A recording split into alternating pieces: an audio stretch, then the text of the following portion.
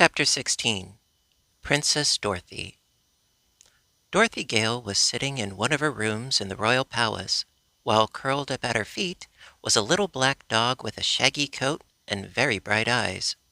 She wore a plain white frock without any jewels or other ornaments except an emerald green hair ribbon, for Dorothy was a simple little girl and had not been in the least spoiled by the magnificence surrounding her. Once the child had lived on the Kansas prairies, but she seemed marked for adventure, for she had made several trips to the land of Oz before she came to live there for good. Her very best friend was the beautiful Ozma of Oz, who loved Dorothy so well that she kept her in her own palace, so as to be near her.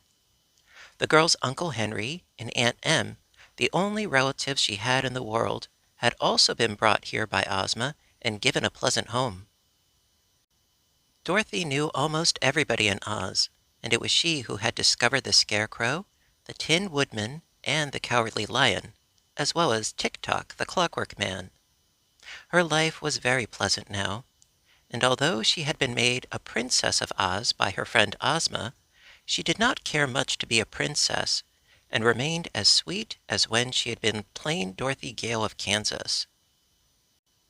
Dorothy was reading in a book this evening when Jellia Jam, the favorite servant maid of the palace, came to say that the Shaggy Man wanted to see her. "All right," said Dorothy. "Tell him to come right up." "But he has some queer creatures with him, some of the queerest I've ever laid eyes on," reported Jellia. "Never mind, let 'em all come up," replied Dorothy. But when the door opened to admit not only the Shaggy Man, but Scraps, the Woozy, and the Glass Cat, Dorothy jumped up and looked at her strange visitors in amazement. The Patchwork Girl was the most curious of all, and Dorothy was uncertain at first whether Scraps was really alive or only a dream or a nightmare. Toto, her dog, slowly uncurled himself, and going to the Patchwork Girl, sniffed at her inquiringly, but soon he lay down again, as if to say he had no interest in such an irregular creation. "You're a new one to me," Dorothy said reflectively, addressing the Patchwork Girl. "I can't imagine where you've come from." "Who, me?" asked Scraps, looking around the pretty room instead of at the girl. "Oh, I came from a bed quilt, I guess. That's what they say, anyhow. Some call it a crazy quilt, and some a patchwork quilt, but my name is Scraps, and now you know all about me." "Not quite all," returned Dorothy with a smile. "I wish you'd tell me how you came to be alive." "That's an easy job," said Scraps, sitting upon a big upholstered chair and making the springs bounce her up and down. "Margaret wanted a slave, so she made me out of an old bed quilt she didn't use. Cotton stuffing, suspender button eyes, red velvet tongue, pearl beads for teeth. The Crooked Magician made a powder of life, sprinkled me with it, and here I am. Perhaps you've noticed my different colors. A very refined and educated gentleman named the Scarecrow, whom I met, told me I am the most beautiful creature in all of Oz, and I believe it." "Oh, have you met our Scarecrow, then?" asked Dorothy, a little puzzled to understand the brief history related. "Yes, isn't he jolly?" "The Scarecrow has many good qualities," replied Dorothy, "but I'm sorry to hear all this about the Crooked Magician. Ozma'll be mad as hops when she hears he's been doing magic again. She told him not to." "He only practices magic for the benefit of his own family," explained Bungle, who was keeping at a respectful distance from the little black dog. "Dear me," said Dorothy. "I hadn't noticed you before. Are you glass, or what?" "I'm glass and transparent, too, which is more than can be said of some folks," answered the cat. "Also, I have some lovely pink brains. You can see 'em work." "Oh, is that so? Come over here and let me see." The Glass Cat hesitated, eyeing the dog. "Send that beast away, and I will," she said. "Beast? Why, that's my dog Toto, and he's the kindest dog in all the world. Toto knows a good many things, too, almost as much as I do, I guess." "Why doesn't he say anything?" asked Bungle. "He can't talk, not being a fairy dog," explained Dorothy. "He's just a common United States dog. But that's a good deal, and I understand him, and he understands me, just as well as if he could talk." Toto, at this, got up and rubbed his head softly against Dorothy's hand, which he held out to him, and he looked up into her face as if he had understood every word she had said. "This cat, Toto," she said to him, "is made of glass, so you mustn't bother it or chase it any more than you do my pink kitten. It's probably brittle, and it might break if bumped against anything." "Woof!" said Toto, and that meant he understood. The glass cat was so proud of her pink brains that she ventured to come close to Dorothy, in order that the girl might see him work. This was really interesting, but when Dorothy patted the cat, she found the glass cold and hard and unresponsive, so she decided at once that Bungle would never do for a pet. "What do you know about the crooked magician who lives on the mountain?" asked Dorothy. "He made me," replied the cat, "so I know all about him.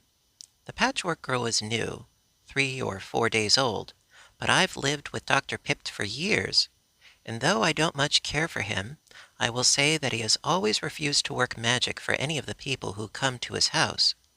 He thinks there's no harm in doing magic things for his own family, and he made me out of glass because the meat cats drink too much milk. He also made Scraps come to life so she could do the housework for his wife Margaret." "Then why did you both leave him?" asked Dorothy. "I think you'd better let me explain that," interrupted the Shaggy Man. And then he told Dorothy all of Ojo's story, and how Unc Nunkie and Margaret had accidentally been turned to marble by the liquid of petrifaction. Then he related how the boy had started out in search of the things needed to make the magic charm which would restore the unfortunates to life, and how he had found the Woozy and taken him along because he could not pull the 3 hairs out of his tail. Dorothy listened to all this with much interest, and thought that so far Ojo had acted very well. But when the Shaggy Man told her of the Munchkin boy's arrest by the soldier with the green whiskers, because he was accused of willfully breaking a law of Oz, the little girl was greatly shocked. "What do you suppose he's done?" she asked.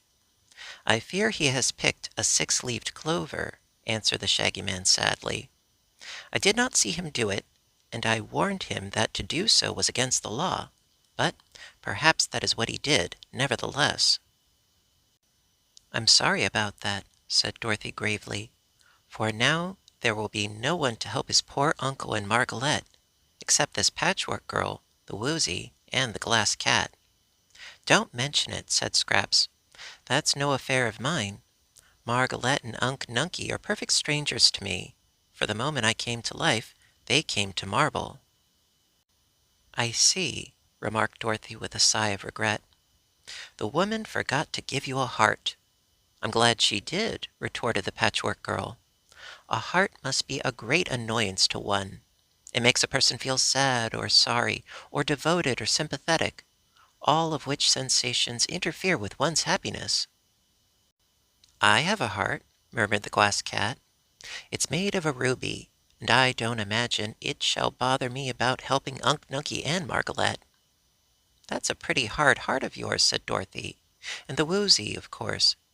"Why, as for me," observed the Woozy, who was reclining on the floor with his legs doubled under him, so that he looked much like a square box, "I have never seen those unfortunate people you are speaking of, and yet I'm sorry for them, having at times been unfortunate myself.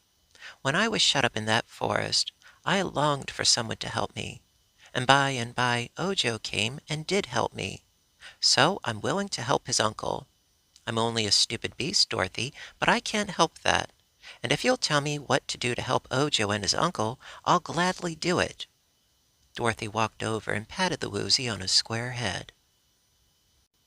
"You're not pretty," she said, "but I like you. What are you able to do? Anything special?" "I can make my eyes flash fire, real fire, when I'm angry. When anyone says Crizzle Crew to me, I get angry, and then my eyes flash fire." I don't see as fireworks could help Ojo's uncle, remarked Dorothy. Can you do anything else? I I thought I had a very terrifying growl, said the Woozy, with hesitation. But perhaps I was mistaken. Yes, said the Shaggy Man. You were certainly wrong about that. Then he turned to Dorothy and added, What will become of the Munchkin boy? I don't know, she said, shaking her head thoughtfully. Ozma will see to him about it, of course, and then she'll punish him. But how, I don't know, 'cause no one has ever been punished in Oz since I knew anything about the place. Too bad, Shaggy Man, isn't it? While they were talking, Scraps had been roaming around the room and looking at all the pretty things it contained. She had carried Ojo's basket in her hand until now, when she decided to see what was inside it. She found the bread and cheese, which she had no use for, and the bundle of charms, which were curious but quite a mystery to her. Then turning these over, she came upon the six-leaved clover which the boy had plucked. Scraps was quick-witted, and although she had no heart, she recognized the fact that Ojo was her first friend. She knew at once that because the boy had taken the clover he had been imprisoned, and she understood that Ojo had given her the basket so they would not find the clover in his possession and have proof of his crime. So turning her head to see that no one noticed her, she took the clover from the basket and dropped it into a golden vase that stood on Dorothy's table. Then she came forward and said to Dorothy, I wouldn't care to help Ojo's uncle, but I will help Ojo. He did not break the law, and no one can prove he did, and that green-whiskered soldier had no right to arrest him. Ozma ordered the boy's arrest, said Dorothy, and of course she knew what she was doing. But if you can prove Ojo is innocent, they will set him free at once. They will have to prove him guilty, won't they? Asked Scraps. I suppose so. Well, they can't do that, declared the Patchwork Girl. As it was nearly time for Dorothy to dine with Ozma, which she did every evening, she rang for a servant and ordered the Woozy taken to a nice room and given plenty of such food as he liked best. That's honeybees, said the Woozy. You can't eat honeybees, but you'll be given something just as nice, Dorothy told him.